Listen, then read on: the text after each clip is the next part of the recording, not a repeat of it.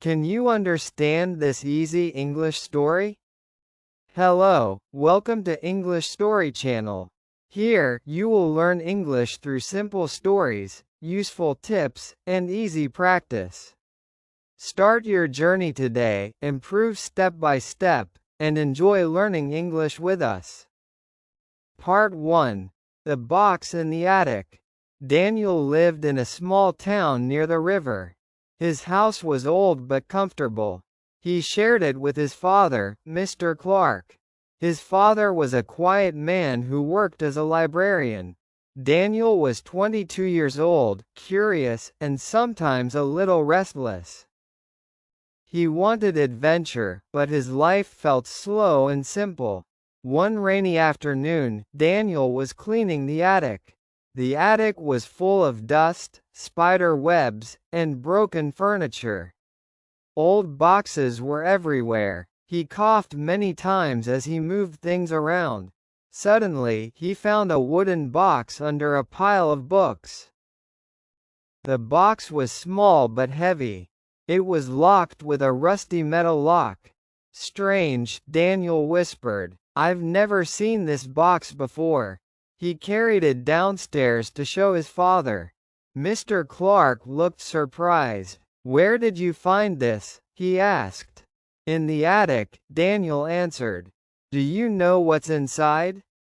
Mr. Clark shook his head slowly. His eyes looked worried. "I don't remember this box. Maybe it belonged to your grandfather." Daniel felt excited. His grandfather had died many years ago. He was a traveler who loved secrets and stories. Daniel touched the box again. It felt mysterious. That night, Daniel couldn't sleep. He kept thinking about the box. What if it hides something important? A letter? A treasure? A map? His imagination was wild. The next morning, he took the box to his best friend, Adam. Adam was a mechanic and good with tools. "Can you open this lock?" Daniel asked. Adam laughed. "Of course. Give me a minute." He used a small tool, and with a click, the lock broke. Daniel's heart beat fast. Inside the box was an old notebook, a silver key, and a photograph. The notebook was brown and fragile. The photo showed a young man standing near a large stone tower. Daniel turned the photo around. On the back, it said, "The truth sleeps inside the tower." "What tower is this?" Adam asked. Daniel stared at the picture. He recognized the tower. It was the old watchtower on the hill outside town. People said the tower was dangerous and haunted. Children never went there. Daniel felt a strange mix of fear and excitement. "I need to go there," he said. Adam looked shocked. "Are you serious? That place is forbidden." But Daniel was determined. "This notebook, this key, this message, they are all connected. I want to know the truth." That evening, Daniel studied the notebook. It was filled with his grandfather's handwriting. Most of the words were simple, but some pages were difficult to read. He found drawings of the tower, maps of the town, and notes about hidden doors. One line caught his eye: "Only the brave can open the path." Daniel felt goosebumps on his arms. He imagined his grandfather writing these words many years ago. Was he trying to tell me something? Daniel wondered. The next day, Daniel packed a small bag. He took a flashlight, some food, and the silver key. He told his father he was going to visit Adam, but in truth, he planned to explore the tower. The sun was setting when he reached the hill. The tower stood tall and silent, covered in ivy and moss. The air around it felt colder than the rest of the evening. Crows flew above, making the place even darker. Daniel stopped for a moment. His heart was loud in his chest. He almost wanted to turn back, but then he remembered his grandfather's notebook. He took a deep breath and walked forward. At the entrance, the wooden door was broken, hanging on one hinge. Daniel stepped inside. The floor was covered in dust and broken stones. His flashlight cut through the shadows. Strange symbols were carved on the walls. Suddenly, he heard a noise behind him. Creak. Daniel froze. "Adam?" he whispered, but there was no answer. He pointed the flashlight to the corner. Nothing. Only an old chair. He laughed nervously. "I'm imagining things," he said to himself. Deeper inside, he found a staircase. It was narrow and dangerous, but Daniel climbed it. Each step made a loud echo. When he reached the top, he saw a heavy iron door. The silver key in his pocket felt warm, almost alive. He placed the key into the lock. It fit perfectly. Slowly, he turned it. Click. The door opened. Inside was a small hidden room. In the middle of the room stood a stone table. On the table was another box, larger than the first. Dust covered it, but Daniel could see a strange golden mark on the lid. He walked closer, his hands shaking. He reached for the box, but then, footsteps echoed behind him. "Who's there?" Daniel shouted, turning quickly. A shadow moved in the darkness. And then, a voice answered. "Daniel, you should not be here." Part 2. The Man in the Tower. Daniel's heart jumped when he heard the voice. It was deep and strong, like an old man's voice. He turned quickly, shining the flashlight around the room. In the corner, near the stone wall, stood a tall man in a black coat. His face was half hidden by shadows. "Who are you?" Daniel asked, trying to sound brave. The man stepped forward slowly. His eyes were sharp and cold. "My name is Mr. Gray," he said. "And I know why you are here." Daniel felt confused. "Why am I here?" he asked. Mr. Gray smiled strangely. "Because you found the box in your attic. Because you followed the words of your grandfather. And now you are standing where he once stood." Daniel's mouth went dry. "You knew my grandfather?" "Yes," Mr. Gray said. "He was a seeker, just like you. He believed in the secrets of this tower. But he made mistakes. Dangerous mistakes." Daniel looked at the stone table and the larger box sitting on it. "What is inside that box?" he asked. Mr. Gray's eyes grew darker. "It is not for you," he said firmly. "Leave now, and forget this place. If you open it, you will never live in peace again." Daniel felt fear but also curiosity. His grandfather's notebook said, "Only the brave can open the path." He remembered those words clearly. He thought, maybe my grandfather wanted me to continue his work. "I cannot leave," Daniel said softly. "I need to know the truth." Mr. Gray sighed. "Your grandfather said the same. He did not listen either."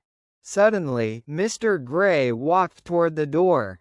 "If you want answers, come to the library tomorrow evening. Do not touch the box until then.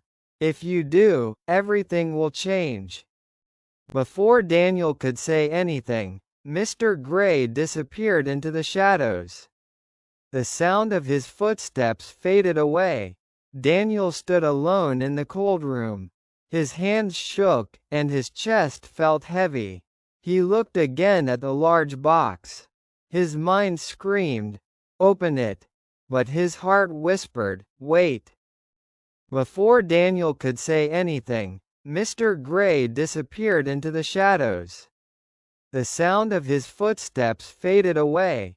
Daniel stood alone in the cold room. His hands shook, and his chest felt heavy. He looked again at the large box. His mind screamed, "Open it!" But his heart whispered, "Wait." At work, Daniel was distracted. He worked part-time at a small cafe in town, serving coffee and sandwiches. But he kept daydreaming. His boss shouted at him twice for forgetting orders. When evening came, Daniel told his father he was meeting Adam. But instead, he went to the town library. The library was large, with tall wooden shelves and old lamps. Only a few people were inside. Daniel looked around nervously. Then he saw Mr. Gray sitting at a table in the far corner. He waved Daniel over. Daniel sat down, feeling tense. "You came," Mr. Gray said calmly. "Yes," Daniel answered. "Tell me what you know." Mr. Gray placed a leather notebook on the table. It looked even older than Daniel's grandfather's notebook. "This belonged to your grandfather too," he explained. Daniel opened it carefully. Inside were notes, maps, and drawings similar to the first notebook, but darker, stranger. There were sketches of the tower's rooms, and a list of names. At the end of the list, Daniel saw his own name. His blood ran cold. "Why is my name here?" Mr. Gray leaned closer. "Because it is your turn. Your grandfather began something he could not finish. The box in the tower is not just an object. It is a key to a door that should never be opened." Daniel whispered, "A door to what?" Mr. Gray's voice dropped low. "A door to another place. A place of shadows. Your grandfather believed there was knowledge hidden there. But knowledge can also destroy." Daniel shook his head. "This is crazy." "Crazy, yes," Mr. Gray agreed. "But real. If you open that box, you will invite the shadows into our world. And they will follow you forever." Daniel closed the notebook and pushed it away. His mind was spinning. "So why are you telling me this? If it is so dangerous, why not destroy the box?" Mr. Gray's eyes turned sad. "Because the box cannot be destroyed. It must be guarded. That is what your grandfather tried to do. But he failed. And now it is your responsibility." Daniel felt anger rise in his chest. "My responsibility? I didn't choose this. I just found a box." Mr. Gray stared at him with intensity. "You were chosen the moment you touched it." Daniel stood up suddenly. He didn't want to hear more. "I don't believe you," he said.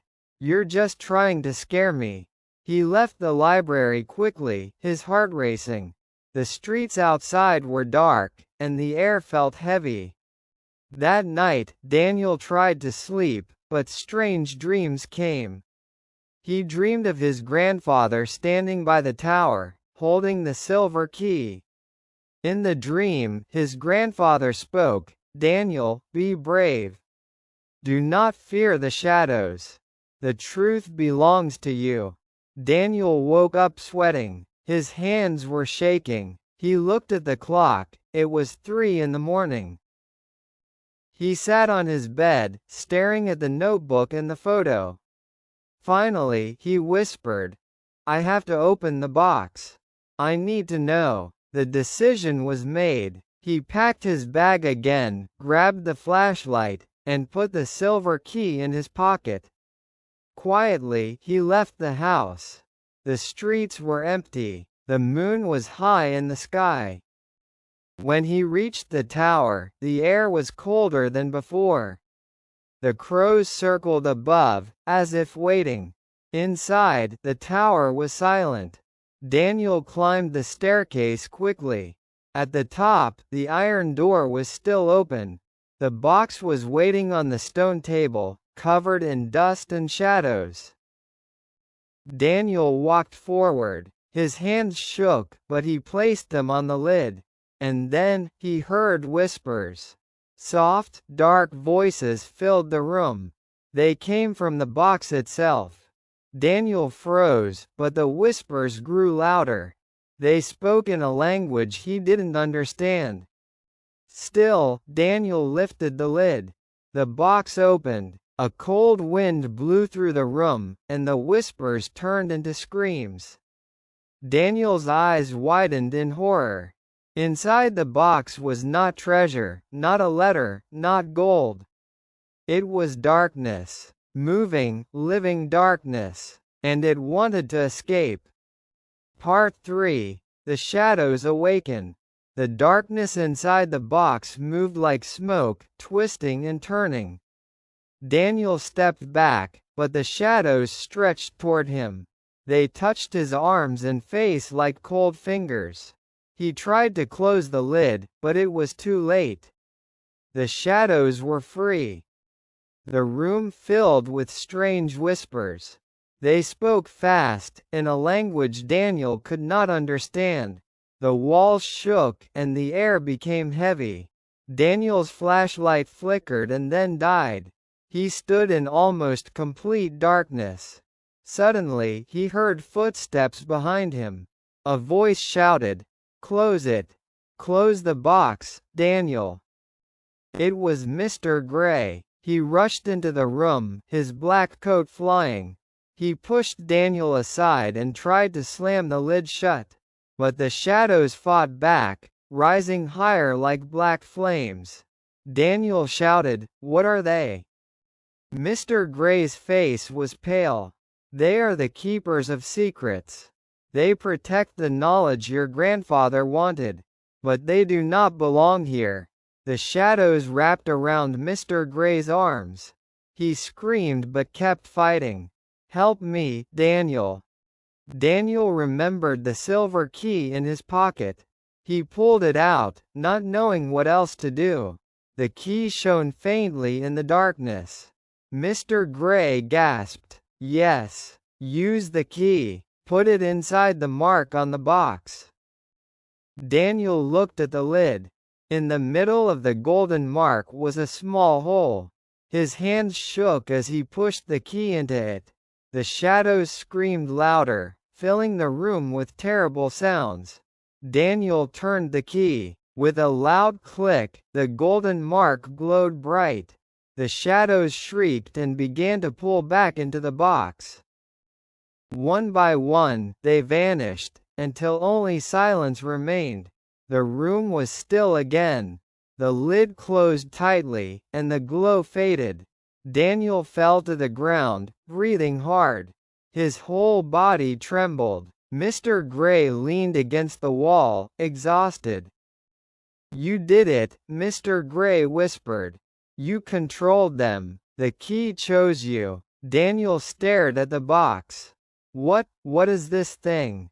Mr. Gray shook his head slowly. "It is not only a box. It is a prison. Long ago, powerful men captured the shadows and locked them inside.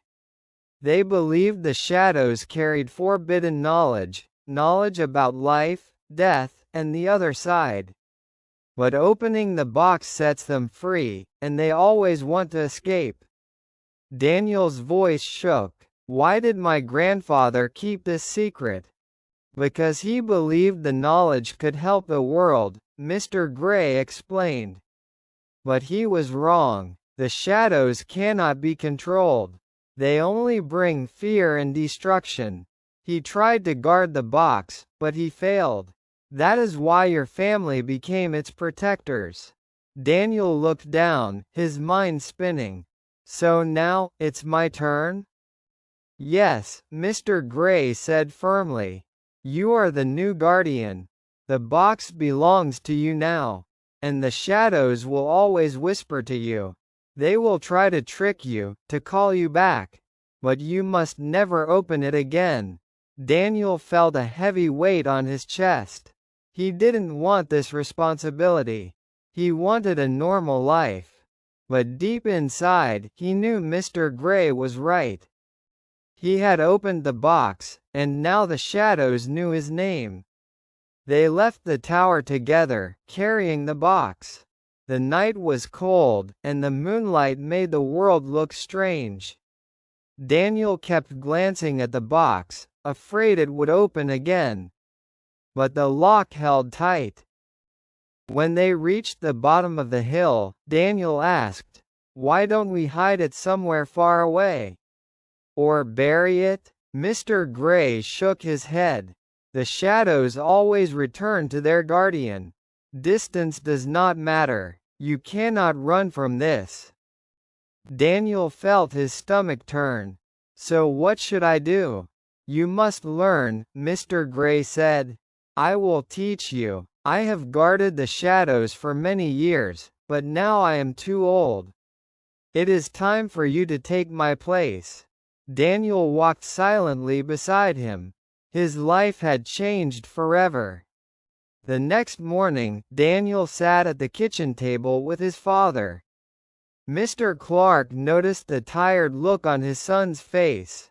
"Daniel, are you all right?" he asked. Daniel hesitated. He wanted to tell the truth, but how could he explain? Finally, he just said, "I found something in the attic, and it changed everything." Mr. Clark studied his son carefully. His eyes softened. "Your grandfather once told me that one day you would face a hard choice. Maybe that day has come." Daniel froze. "You knew?"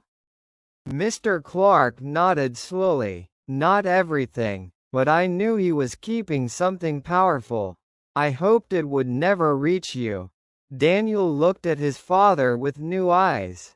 For the first time, he realized his family had carried this burden for years. Days passed. Mr. Gray visited Daniel often. He explained how to listen without fear, how to stay strong when the whispers came at night. Daniel practiced, but it was never easy. The shadows wanted freedom. They wanted to trick him. One night, as Daniel sat alone in his room, he heard the voices again.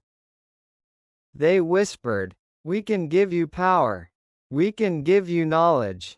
Open the box, Daniel." His hands shook, but he remembered his grandfather's words from the dream, "Be brave.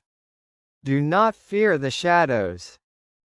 Daniel placed the silver key on his desk and said aloud, "No. I am not your servant. I am your guardian." The whispers faded slowly. For the first time, Daniel felt stronger than the darkness. Months later, Daniel stood again at the top of the hill, looking at the old tower. The wind blew through the trees, and the crows flew above. He held the silver key tightly in his hand. He whispered to himself, "This is my path now. I didn't choose it, but I will not run from it." The tower was silent, but Daniel knew the shadows inside the box were still alive, still waiting. But now, he was ready. The adventure was not over. It had only just begun.